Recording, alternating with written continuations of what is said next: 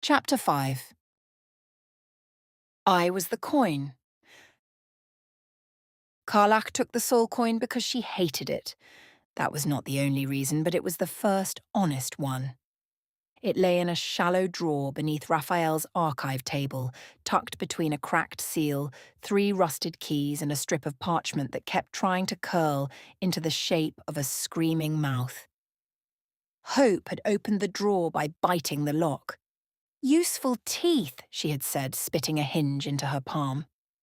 Wyll had looked at the broken lock, then at Hope. Was there not a key? Many, Hope said, but the lock was rude.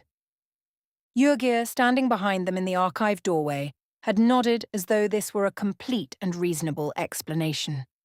Flo had peered into the drawer and made a soft, unpleasant sound. "Well," she said, "that's tasteless." Karlach knew what it was before her fingers closed around it.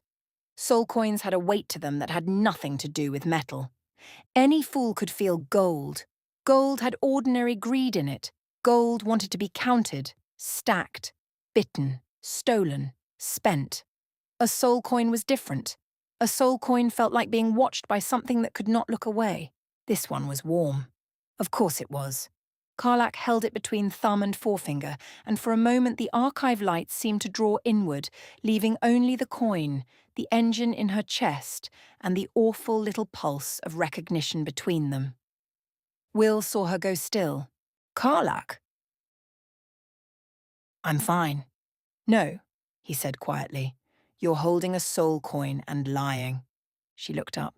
His face was gentle, which was almost worse than if he had looked alarmed.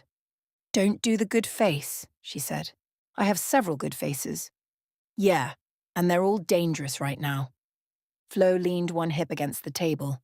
"I could do a bad face if that helps." Karlach glanced at her. "You only have bad faces." "Exactly, reliable." Hope climbed onto a chair and leaned over the drawer. Soul coin, little round cage, bad pocket, worse song." Jurgir grunted. "Do not sing." "I was rhyming." "Dangerous beginning." Hope opened her mouth, considered, and shut it again with visible effort. Karlach rolled the coin across her knuckles. It flashed gold, then red, then something darker. "Where did Raphael get this one?" Wyll asked. Flo's expression stayed light in the way a blade stayed light when balanced perfectly on a fingertip. "Raphael got many things from many places. He had a collector's soul, which is to say, he confused wanting with taste." "Flo." The Cambion sighed. "I don't know, darling. Truly. It may have passed through 100 hands before his. That is the point of them. Every owner pretends they are only holding it briefly." Karlach closed her fist around the coin. The pulse went through her palm. Briefly. Gods. How many terrible things had been done briefly? One signature, one sale, one handoff, one moment of necessary cruelty, one useful betrayal that someone thought they could leave behind them. She turned away from the archive table. "I need air." Wyll moved at once, then stopped himself. Karlach noticed. She hated that she noticed and loved him for it. "I'm not running," she said. "I know. You're doing the thing where you want to follow." "I do." "Give me a minute." Wyll held her gaze. Then he nodded. "1 minute." Karlach snorted. "You counting?" "Yes." "That was not a real minute." "It is now." Hope raised her hand. "Time is bendy in the East Wing." Jurgir pointed at her. "Do not help." Hope lowered her hand. Karlach left before the coin could start feeling heavier. The House of Hope had balconies now. Maybe it always had. Karlach did not remember them from Raphael's time, but then, Raphael had been the sort of man who could own a balcony and still make it feel like a threat. Hope had turned this one into something else. It jutted from the side of the house over a drop into red mist. The railing was still black iron, still shaped into elegant little torments if one looked too closely, but someone had tied ribbons around the spikes. A cracked clay pot held 3 stubborn flowers, all leaning away from the Avernian heat as if it was offended by the climate. A wooden chair sat in one corner wearing a knitted cover. The chair shifted when Karlach stepped out. "Don't," she told it. The chair froze. "Good." She leaned on the railing and opened her fist. The soul coin glinted in her palm. For a while she only looked at it. Avernus breathed below her. Far out in the distance, war machines crawled across the plain, little black shapes dragging smoke. The sky churned. Something winged circled the house once, thought better of it, and flew away. Karlach rolled the coin between her fingers. She had burned soul coins before. That was the truth of it. Not because she was proud, not because she wanted to talk about it in warm rooms with people who loved her, but the thing in her chest had been made to consume. And Avernus had. Been made to demand. Heat, speed, power, survival. The Hells loved nothing more than turning someone else's suffering into fuel and then calling it efficiency. She had hated every coin. She had used them anyway. That was one of the parts people who had never lived in hell might not understand. The way survival made accomplices of the trapped. The way a cage could be big enough to fight in and still be a cage. The way a person could do ugly things to live until tomorrow and still deserve tomorrow. The coin warmed against her skin. "Don't," she whispered. It pulsed. Maybe there was a soul inside. Maybe a fragment. Maybe a memory of one. Maybe someone who had signed something, lost something, been taken by a system that ate names and minted grief. Karlach laughed once without humour. "Yeah," she said to the coin. "Join the club." Behind her the balcony door opened. She did not turn. "That was not a minute." "No," Wyll said. "It was 3. Show off. I was giving you extra. Generous." "I have my moments." He stepped onto the balcony but did not come all the way to her. The restraint tugged at her harder than touch might have. Karlach stared down at the coin. "I thought I was trash." Wyll did not answer. "Good man." That was why the words came. That was the ugly little comfort of it, you know. Gortash sold me because I was there, because I trusted him, because I was useful enough to hand over and not important enough to keep. Her fingers tightened around the coin. "I thought he threw me away." Wyll's voice was very soft. "And now? Now I know he spent me." The red mist rolled below. Karlach's throat burned. "That's worse, isn't it?" Wyll came closer then. Not too close, just enough that she could feel him beside her. "Yes," he said. She looked at him sharply. He did not soften it. "Yes," he said again. "It is worse." Something in her chest loosened and hurt at the same time. She had not wanted comfort, not the pretty kind. Not yet. She had not wanted someone to tell her it did not matter, or that she was more than what had been done to her, or that Gortash's choices did not define her. All of that was true. None of it touched the wound at the right angle. Yes, it was worse. Wyll understood the mercy of not lying. Karlach looked back at the coin. "I was the coin," she said. The words came out flat, too small for the size of the thing. "I was the cost, the warm body he handed over so some devil would whisper where a crown was hidden, or how to reach it, or who to bribe, or which frozen door in Cania had the good locks." Her mouth twisted.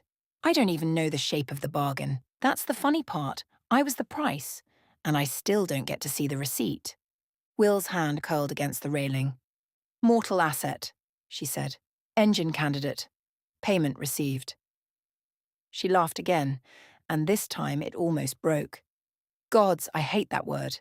Candidate, like I applied, like I sent in a little letter saying, 'Dear Zariel, please consider me for the position of screaming war engine.'"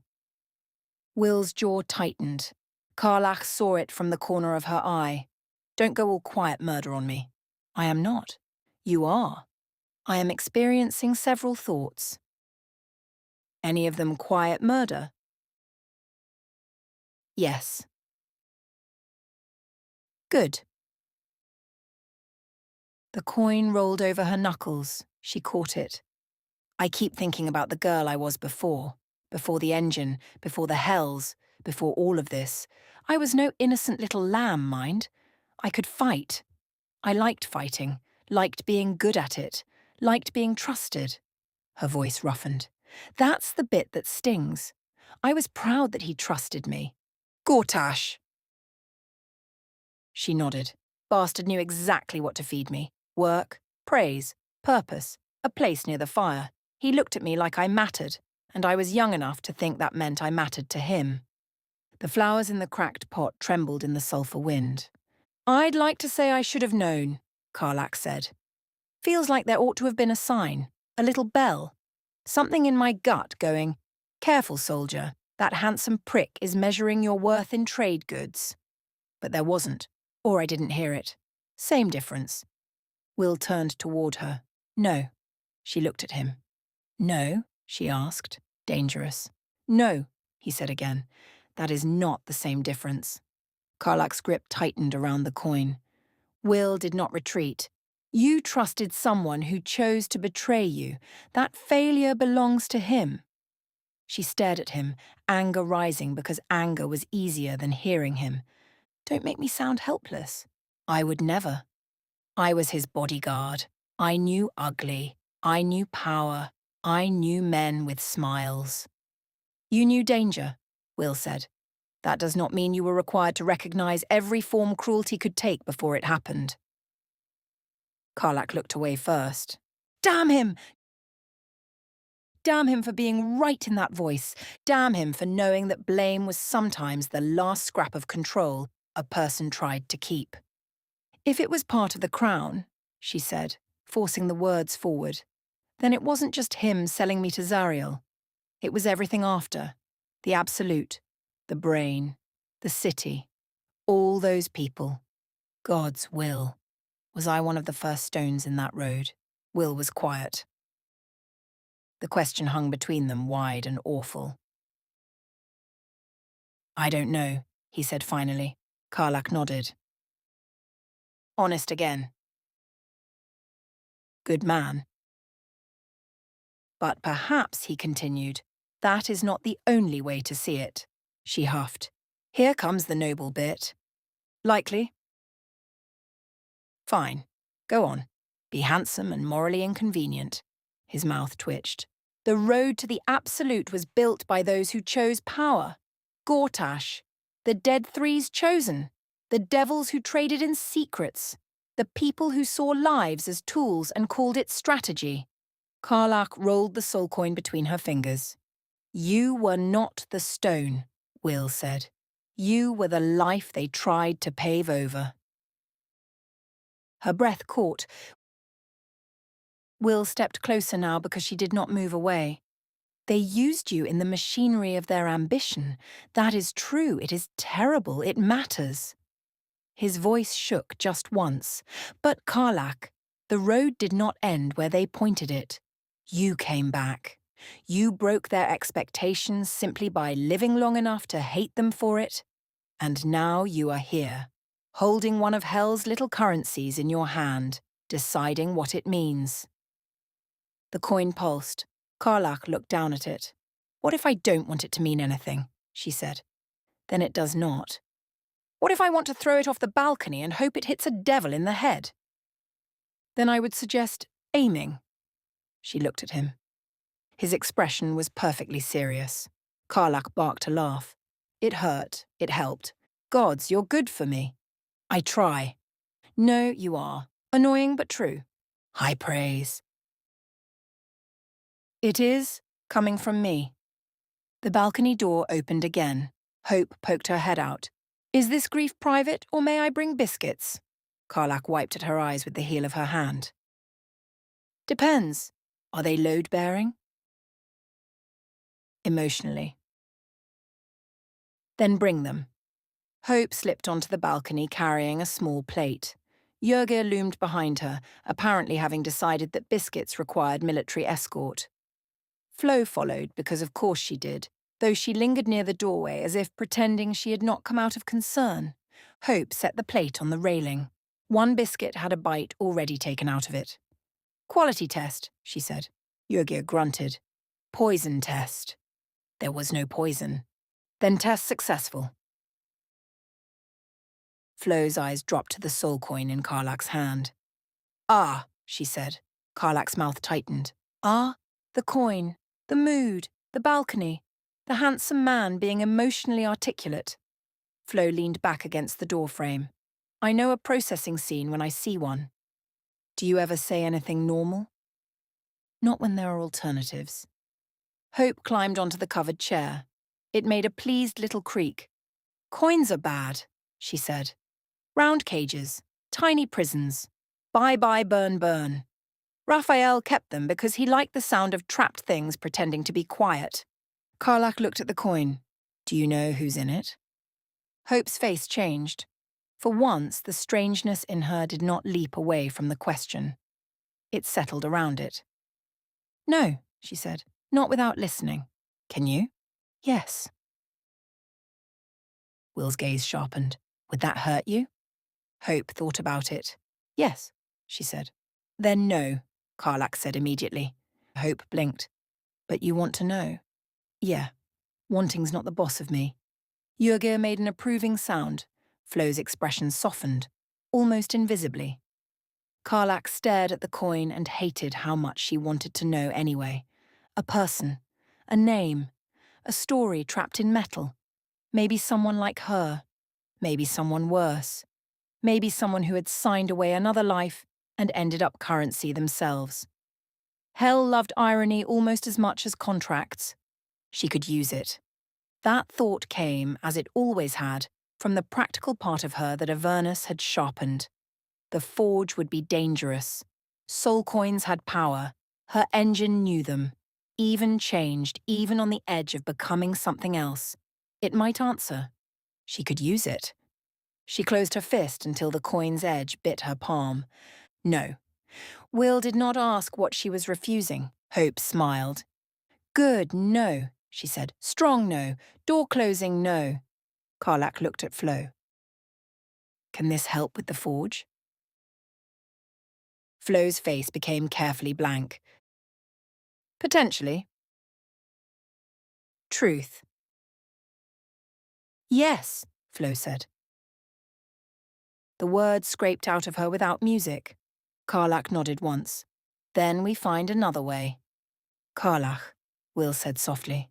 "No." She looked at the coin again. "No more bodies turned into fuel. No more souls spent because the math works. No more costs that aren't paid by the people buying." Her throat tightened. "I was the coin once." The balcony went quiet. Wyll's eyes shone. Hope clutched a biscuit against her chest, like a holy symbol. Yrgir lowered his head. Not quite a bow, not quite anything polite enough to name. Flo looked away. Karlach opened her hand. The coin lay against her palm, small and gold and damned. "I was the coin," she said again. "I was the cost. I was the warm living body that bought what he lost, or wanted, or thought he deserved. I was the key. I was the door. I was the heart he could sell when he wanted more." The words came hotter now, but not sung. Not yet. But shaped like something that could become song if she let it. "But I am not the bargain." Her fingers closed around the coin.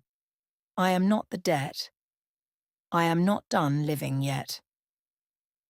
Wyll stepped close enough that their shoulders touched. Hope whispered, "There it is." Karlach laughed through her nose. "What? The thing under the thing?" Flo's smile returned, faint and proud despite herself. "She means the refrain, darling." "Oh, fuck off." "There it is again," Flo said. Karlach pointed at her with the coin. "You don't make this cabaret." "I would never." "You absolutely would." "Yes, but not without better lighting." Yrgir held out one huge hand. Karlach looked at it. "What?" "Coin." She hesitated. His expression did not change. You said no fuel, he said. Then no fuel. Slowly, Karlach placed the soul coin in his palm. It looked tiny there. Jurgir closed his fist around it. For a moment, something like pain crossed his face, or memory, or old rage. Souls trapped in metal, he said. Contracts trapped in song. Same stink. Hope reached up and touched his wrist. He looked down at her. Can we free it? Karlach asked. Hope's mouth twisted. Not here. Not easily.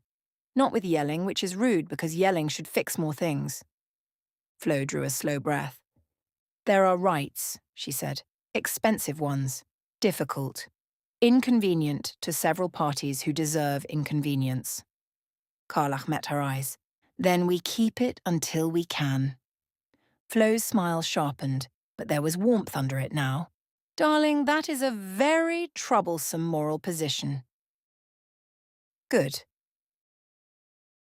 Wyll smiled. It suits her. It does, Flo said. Terribly. Jurgir handed the coin back, but Karlach did not put it in her engine pouch. She did not tuck it near her chest. She wrapped it instead in a scrap of cloth Hope produced from one of her many pockets. Blue fabric, soft and embroidered, with a crooked little sun. Why do you have this? Karlach asked. Hope shrugged. For wrapping things that should not touch skin. Jurgir grunted. She has many categories. Useful categories, Hope said. Too many. Usefully, too many. Karlach tied the cloth around the coin and held it carefully. Not like currency. Like responsibility. The rage did not leave her. That surprised her, though it should not have. She had half expected some grand release, a speech, a vow, a clean new shape in her chest. But the rage stayed. The grief stayed too. 10 years did not bow politely and exit because she had found a better metaphor. But something had changed. The truth had weight now, not less, maybe more. But it was in her hand, not around her throat. I want my life back, she said. The words came quietly. Wyll answered just as quietly. Then we get it. She looked at him. There he was. Her blade with no leash. Her stubborn love. Her man with too many good faces and the moral inconvenience of a sunrise. I want a house, she said suddenly. Wyll blinked. A house? Maybe not a fancy one. Maybe a room first, in the city, with windows that don't scream. A reasonable requirement. And a bed that doesn't try to eat anyone. I had hoped for that as well. And a kitchen. I'm going to burn things in it. Intentionally? Not always. Good to know. And dogs. How many dogs? Karlach narrowed her eyes. This feels like a trap. A practical question. Several dogs. Define several. No. Hope raised her hand. The house has opinions on adopting furniture. We are not adopting furniture, Wyll said. The covered chair made a wounded creak. Wyll turned to it. I apologize. Karlach laughed. Gods, she could still laugh. I want stupid things, she said softer. Little things. Bread. Clean shirts. You reading something boring out loud because you think I'm listening. You don't listen. I listen to your voice. The words wander off. Flo pressed a hand to her chest. Disgusting. Deeply. Jurgir agreed. Hope sighed dreamily. Like soup for the heart. Jurgir looked pained. Why soup? Warm, messy, sometimes has bones. Acceptable. Wyll took Karlach's hand. And I want those things with you, he said. Her breath caught. He was not blushing now, not hiding, not looking away. He had said love before. He had said it in ash and danger, in the red dark, with death close enough to hear. But this was different. This was quieter and somehow more terrifying. A life. Not the grand rescue, not the last stand, not the dramatic flight into hell. A kitchen, a bed, several undefined dogs, a future so ordinary it felt impossible. Karlach closed her fingers around his. "Then I'm taking this chance," she said. "At the forge." Wyll's grip tightened. "I know. It might break me." "I know. I need you to know I'm scared." His face softened. "I do." "Good. Because I'm going to act very brave and make jokes and probably threaten the machinery, but I'm scared." Wyll lifted her hand and kissed her knuckles. "Then I will be scared with you." That nearly did it. Karlach looked away, blinking hard. Dirty fighting again. Always. Hope made a small, squeaking sound. Flo looked at the sky as if praying for strength from gods she did not respect. Ygir muttered, "Now there will be singing." "There will not," Wyll said. "There might," Karlach said. Ygir closed his eyes. The balcony door behind them opened wider. The archive waited. The map waited. The forge beneath the battlefield waited under bone and ash, full of old commands and cruel machinery. Karlach tucked the wrapped soul coin into a pouch at her belt. Not fuel. Not payment. A promise, maybe, to someone she did not know yet, to the girl she had been, to every life hell had ever weighed and stamped and spent. She straightened. "Right," she said, "let's go pick a fight with a forge." Flo smiled. "There's my burning girl." Karlach pointed at her. "Careful." "With?" "Saying that like you're proud." Flo's smile flickered. Then she shrugged. "Perhaps I am." Karlach did not know what to do with that either. So she did what she usually did with feelings too strange to hold. She moved, back through the balcony door, back into the House of Hope, back toward the glowing map and the waiting road. Wyll walked beside her. Hope skipped ahead, singing under her breath until Ygir growled, at which point she switched to very pointed humming. Flo followed last, heels clicking, garrote wire glinting at her wrist. And in Karlach's belt, wrapped in blue cloth with a crooked little sun, the soul coin did not burn. It only waited. In the tavern, Karlach's voice had gone quiet by the time she finished that part. No one made a joke right away. The morning beyond the windows had grown paler, thin light touching the edges of bottles and plates and tired faces. The whole tavern seemed softer now, as if the night had worn down even the floorboards. Shadowheart was the first to speak. "The coin," she said. "You still have it?" Karlach nodded. "Yeah." "Will you try to free it?" "Yeah." Gale leaned forward slightly, careful for once. "There are rituals.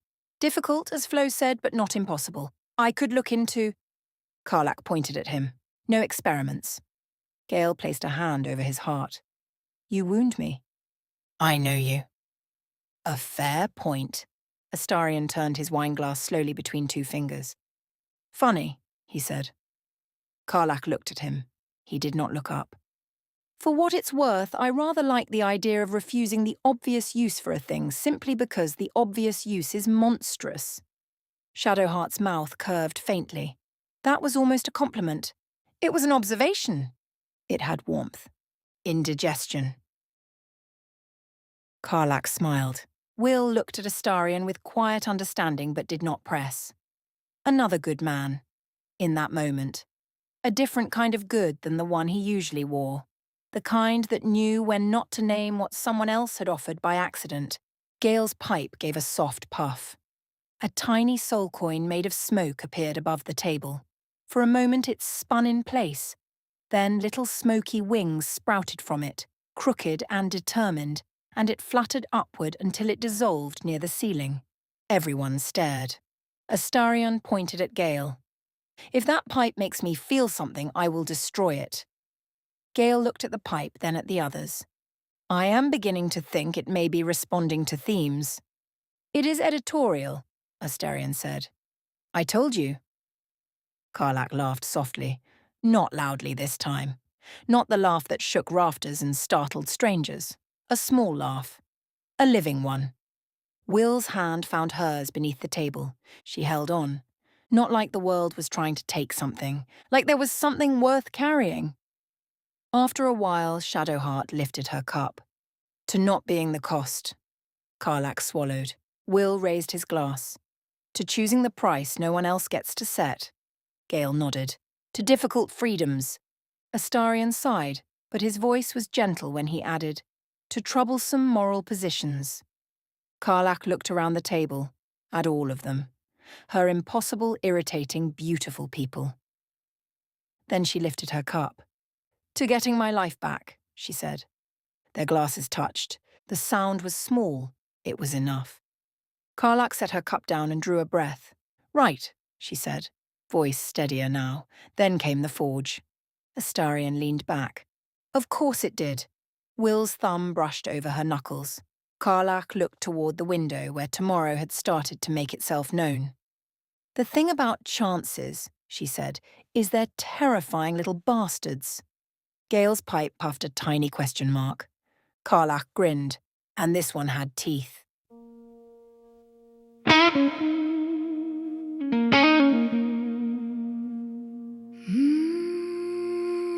Flo said it's soft, like a knife in silk, like a toast in a room full of blood and milk. Said, darling, no, you weren't thrown away. You were weighed, you were wanted. You were part of what he paid.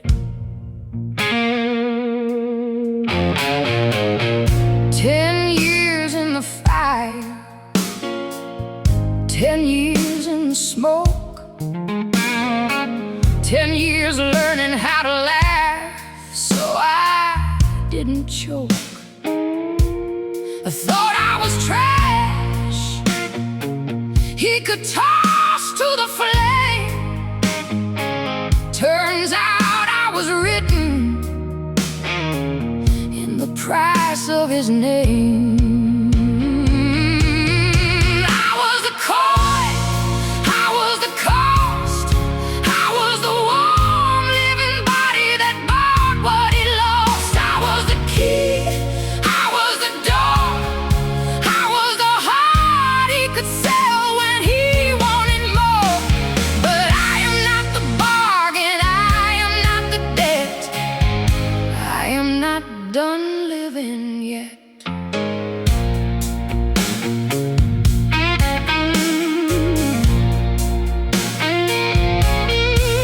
Before the brain, before the crown, before the city started falling down, there was a girl with a blade and a grin, and a man who saw profit in handing her in. Zariel took me,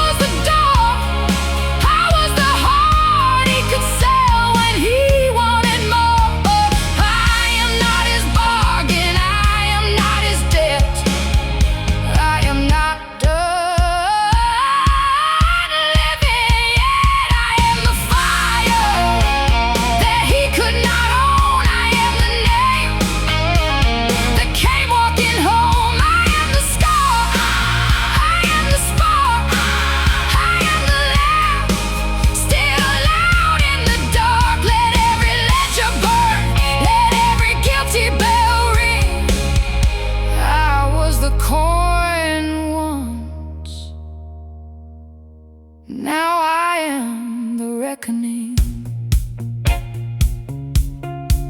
You weren't cheap, flow set from hell. No, I was expensive, and now they pay as well.